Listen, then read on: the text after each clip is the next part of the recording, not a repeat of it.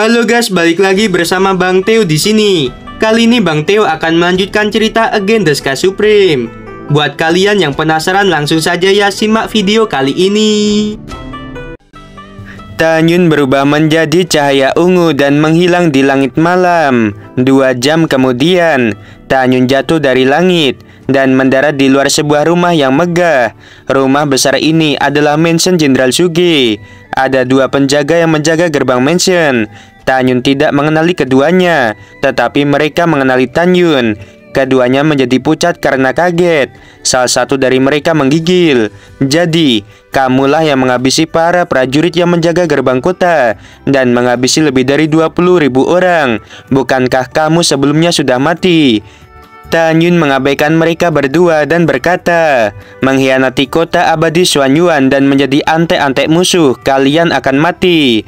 Tanyun melemparkan 2 pukulan. Kepala mereka meledak seperti semangka. Tubuh tanpa kepala jatuh di depan pintu. Tanyun menendang pintu mansion dan memasuki mansion dengan pedang. Setelah mendengar suara itu, para penjaga yang berpatroli di mansion datang satu demi satu. Ketika mereka melihat Tanyun, mereka sangat ketakutan sehingga kaki mereka lemas. Tidak bagus, tidak bagus. Tanyun dari kota abadi Xuanyuan ada di sini. Suara ketakutan dari para penjaga bergema di seluruh mansion. Tanyun tampak acuh tak acuh, memegang pedang dan menghabisi para penjaga. Setelah beberapa saat, lebih dari 3.000 orang mati. Kemudian, Tanyun berubah menjadi seberkas cahaya dan menghilang. Sebelum pergi, Tanyun menggunakan darah musuh untuk menulis di gerbang mansion. Ini adalah nasib dari pengkhianat. 2 jam berlalu lagi. Di kegelapan malam, Tanyun memasuki mansion Jenderal Wang dan menghabisi lebih dari 2.900 orang. Sampai malam memudar, Tanyun mencuci darah kediaman 11 jenderal yang mengkhianati kota abadi Xuanyuan. Setelah Tanyun terbang di langit selama 7 hari, dia datang ke pusat kota. Tanyun mengetahui bahwa ada 2 toko. Yang pertama adalah pavilion ganda es dan api yang berada di bawah pengawasan mansion penguasa kota. Yang kedua adalah pavilion pil api yang dibuka oleh asosiasi alkemis. Sebuah cibiran muncul di sudut mulut Tanyun dan dia berkata pada dirinya sendiri, sejak 11 jenderal berkhianat, jelas bahwa asosiasi alkemis, senjata, formasi dan jimat dari kota abadi Xuanyuan juga ikut berkhianat. Miao Silin, kita akan segera bertemu. Tanyun tidak pergi ke 2 toko itu, tetapi terbang ke asosiasi alkemis.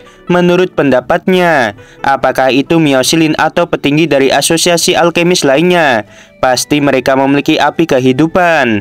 Api kehidupan di tubuh orang-orang ini kemungkinan akan lebih baik daripada benih api dari 2 toko besar.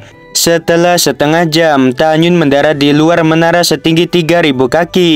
Tanyun membaca sebuah plakat yang berada di pavilion yang bertuliskan asosiasi alkemis. Halo senior, siapa yang kamu cari? Seorang murid tampak sedikit hormat ketika dia menyadari bahwa tidak bisa melihat tingkat kultivasi Tanyun. Apakah Miao Silin ada di sini? Kata Tanyun. Apakah kamu mencari wakil presiden kami? Sekarang wakil presiden ada di lantai 305. Mendengar ini, Tanyun menampar murid itu sampai mati. Saat berikutnya, ketika lapisan luar menara setinggi 3.000 kaki bergetar, Tanyun mengatur penghalang kedap suara. Tanyun datang ke lantai 2 sambil memegang pedang pembantai Dewa Hongmeng. Dia menghabisi semua orang di lantai 2. Sebelum pembantaian, Tanyun menggunakan mata Dewa Hongmeng untuk mengendalikan semua orang dan membiarkan mereka menyerahkan benih api baik atribut es ataupun api. Setelah itu, Tanyun naik ke lantai 3 dengan cara yang sama dan menghabisi sampai ke lantai 304. Total dia menghabisi lebih dari 30.000 orang. Tanyun mendapatkan benih api atribut es dan atribut api yang masing-masing lebih dari 30.000 jenis. Pada saat ini, Tanyun naik ke lantai 305 yang juga merupakan puncak pagoda atau pavilion. Ada 4 kamar di lantai itu. Salah satunya adalah tempat presiden membuat pil dan 3 lainnya adalah ruang milik 3 wakil presiden. Informasi ini Tanyun sudah menanyakan dengan jelas dalam perjalanan dari lantai pertama ke lantai 305. Tanyun menendang pintu kamar Mio Silin, tetapi tidak menemukannya. Di dalam ruangan lainnya, Jiang Hong yang sedang mendiskusikan sesuatu dengan 3 wakil presiden termasuk Mio Silin. Jiang Hong mengerutkan kening, menatap wakil presiden dan berkata, "Liu Feng, kamu coba lihat apa yang terjadi." Orang tua bernama Liu Feng mengangguk dan melangkah keluar dari ruangan. Dia melihat seseorang pemuda berjubah ungu melangkah keluar dari ruangan Mio Silin. Liu Feng melihat bahwa pintu ruangan Mio Silin telah berubah menjadi reruntuhan. Dia mengeluarkan aura ranah Kaisar Suci tingkat 6 dan berkata, "Kamu bocah di ranah Kaisar Manusia tingkat 8. Kamu sedang mencari kematian." Tanyun menyapu langit dengan kecepatan tinggi. Suara dingin terdengar dan dia menendang dada Liu Feng. Sebelum Liu Feng bisa bereaksi, dadanya runtuh. Darah menyembur dari mulutnya dan terbang mundur ke ruangan presiden. "Liu Feng, siapa yang menyakitimu?" tanya Jiang Hong dengan buru-buru. "Presiden, dia adalah pemuda berjubah ungu." Tanpa menunggu Liu Feng selesai berbicara, Tanyun melangkah ke dalam ruangan presiden. Matanya tertuju pada Mio Silin yang sekarang di ranah Kaisar Suci tingkat keempat.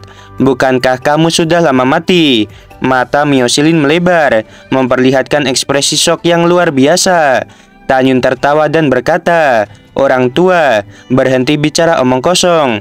Bukankah kamu ingin menghabisiku untuk membahaskan dendam putra angkatmu Mio Jingcheng dan cucumu Miao Wei?" Setelah berbicara, Tanyun muncul di depan Mio Silin seperti sambaran petir ungu, menamparnya dan mengirimnya terbang. Tubuh Tanyun seperti hantu. Dia berkedip sambil melesatkan cahaya pedang satu demi satu, memotong semua kaki Mio Silin dan yang lainnya. "Tanyun, jangan habisi aku," Mio Silin berkata dengan ngeri. "Ada kesalahan pahaman dalam masalah ini. Orang tua ini tidak pernah mengirim siapapun untuk menghabisimu. Ini sungguh..." Tanyun terlalu malas untuk berbicara omong kosong dengannya. Jadi dia menggunakan mata Dewa Hongmeng untuk mengendalikan mereka berempat. "Serahkan api kehidupan milik kalian." Mereka berempat tampak lamban dan mengeluarkan api kehidupan mereka. Tanyun mengeluarkan pagoda abadi suci dan meletakkan benih api kehidupan di lantai 66. Setelah itu, Tanyun menyingkirkan pagoda dan melesatkan pedang dengan tangan kanannya. Mio Silin dan yang lainnya dengan cepat berubah menjadi potongan-potongan mayat. Setelah beberapa saat, Tanyun terbang keluar dari Asosiasi Alkemis, melayang ke udara dan mendarat di puncak paviliun Asosiasi Alkemis. Saat Tanyun menginjak, dalam sekejap paviliun Asosiasi Alkemis menjadi runtuh. Setelah menghancurkan Asosiasi Alkemis, Tanyun menghilang lagi. Mendengar suara keras, orang-orang terbang keluar dari paviliun satu demi satu. Mereka melihat Asosiasi Alkemis yang hancur, dan kepanikan tertulis di wajah semua orang. Ini pasti dilakukan oleh Tanyun, jenderal besar dari kota abadi Xuanyuan. Itu pasti dia. Aku sudah mendengar bahwa Tanyun telah menghabisi orang-orang dari 11 jenderal yang mengkhianati kota abadi Xuanyuan. Total lebih dari 30 orang yang dihabisi oleh Tanyun. Kecuali dia, tidak ada seorang pun di kota terbengkalai yang berani melakukan ini. Setengah jam kemudian, seberkas cahaya meledak ke langit malam dan mendarat di luar paviliun es dan api. Tanyun menghancurkan pintu paviliun dengan pedangnya. Setelah masuk, dia menghabisi lebih dari 30 pelayan dan pemilik toko. Setelah mencuci darah paviliun es dan api, Tanyun menjarah semua benih api. Sesaat kemudian, Tanyun memasuki paviliun pil api milik Asosiasi Alkemis. Tanyun menghabisi 56 orang di dalamnya dan kemudian mengambil semua benih api. Ketika malam memudar, Tanyun memasuki Asosiasi Senjata dan menghabisi 23 orang. Darah yang keluar dari pintu Asosiasi Senjata cukup mempesona. Waktu berlalu. Tanyun yang berlumuran darah musuh. Dia keluar dari Asosiasi Jimat dengan pedang di tangannya. 19.000 orang di Asosiasi Jimat telah dihabisi. Di jalan, orang-orang yang melihat Tanyun, mereka melarikan diri seperti burung yang ketakutan. Mereka mencoba memberitahu para prajurit bahwa Tanyun sedang menggila. Ketika siang hari, ledakan keras bergema. Orang-orang menemukan bahwa asosiasi formasi yang berdiri di kota telah runtuh.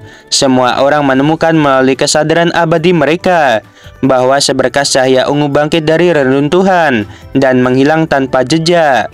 3 jam kemudian, di rumah wakil penguasa kota di aula utama, wakil penguasa kota Ling Yunfei memandang ke samping pada seorang lelaki tua bernama Jiehe. Lalu dia berkata, apakah ada berita dari 11 jenderal bahwa mereka telah menangkap Tan Yun?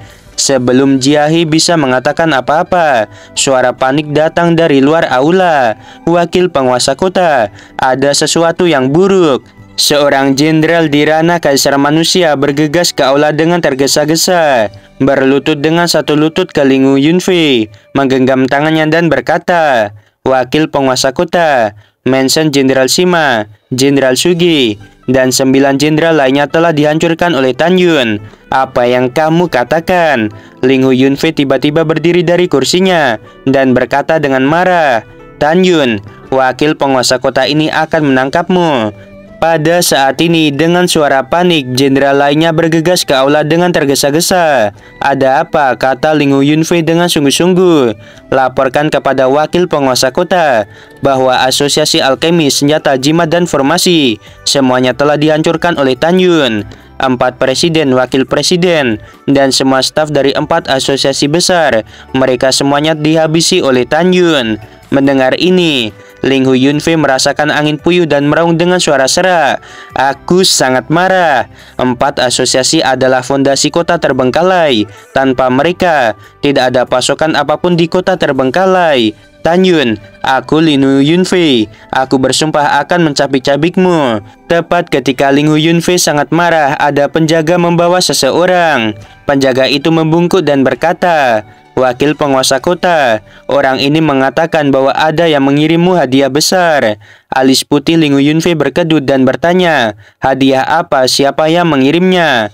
Orang itu berlutut di tanah, memegang cincin abadi di kedua tangan, dan menyerahkannya kepada Ling Yunfei, dan berkata dengan jujur, ini dikirim oleh Jenderal Pelindung Kota Abadi Xuan Yuan.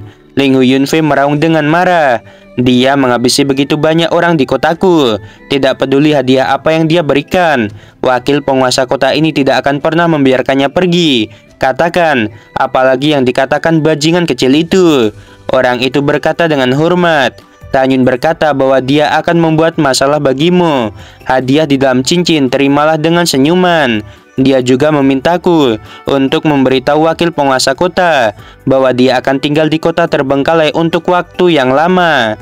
Setelah mendengarkan, Ling Yunfei membanting cincin abadi ke tanah dan berkata dengan marah, Tan Yun ini sengaja membuatku marah. Setelah itu, Ling Yunfei berkata kepada Jiehe, ambil cincin abadinya dan lihat apa yang ada di dalamnya. Jiehe membungkuk dan mengambil cincin abadi.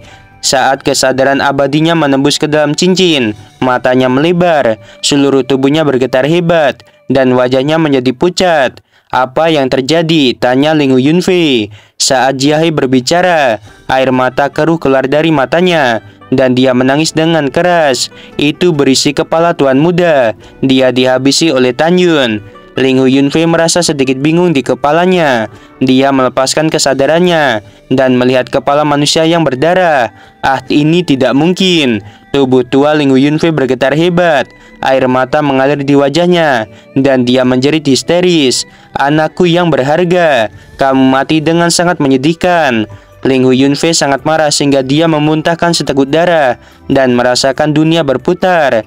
Seolah-olah pada saat ini langit akan runtuh. Dia tidak pernah membayangkan bahwa putra kesayangannya akan dihabisi oleh Tan Yun. Ling Yunfei menangis dan berkata, aku harus membalaskan dendam. Aku Ling Yunfei bersumpah, jika aku tidak menghabisi Tan Yun, aku tidak akan menjadi manusia. Jiehe melangkah maju dan menghibur. Wakil penguasa kota, orang mati tidak dapat dibangkitkan. Kamu harus sabar. Ling Yunfei mengepalkan tangannya erat-erat dan meraung. Kepala pelayan, sebarkan perintahku dan minta 11 jenderal untuk datang dan mendiskusikan cara menangkap Tan Yun. Setelah Jiehe menjawab, dia buru-buru pergi. 4 jam kemudian, matahari terbenam. Feng Tiantu dan jenderal lainnya datang ke mansion wakil penguasa kota dan memasuki ruang dewan. Ling Yunfei menatap 11 orang dengan mata merah dan berkata dengan sungguh-sungguh, kota terbengkalai sangat besar. Menangkap Tan Yun tidak diragukan lagi seperti jarum di tumpukan jerami. Beritahu pendapat kalian. Mendengar ini, Feng Tiantu berkata, wakil penguasa kota, menilai dari kekuatan orang-orang yang dihabisi oleh Tan Yun. Kekuatan Tan Yun seharusnya berada di antara Rana Kaisar Suci tingkat ke-7 sampai ke-9. Alasan mengapa dia tidak berani menyerang kita itu karena dia tidak yakin. Jika Tan Yun benar-benar kuat, hanya kamu dan kami yang bisa menjadi lawannya. Tapi kota terbengkalai itu sangat luas, sangat sulit untuk menangkapnya. Mendengar ini, Lingu Yunfei dengan marah menunjuk Feng Tiantu. Bukankah apa yang kamu katakan semuanya hanyalah omong kosong?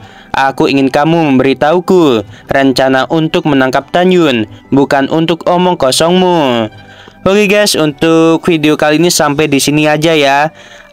Kayaknya next Mimin tuh bakal bikin recap ya teman-teman. Jadi gini, Mimin bakal misal ya, Mimin kan udah upload episode 1 sampai 5 ya. Nah, nanti tuh Mimin bakal buatin yang recap tuh episode 1 sampai 5 itu digabungin ya.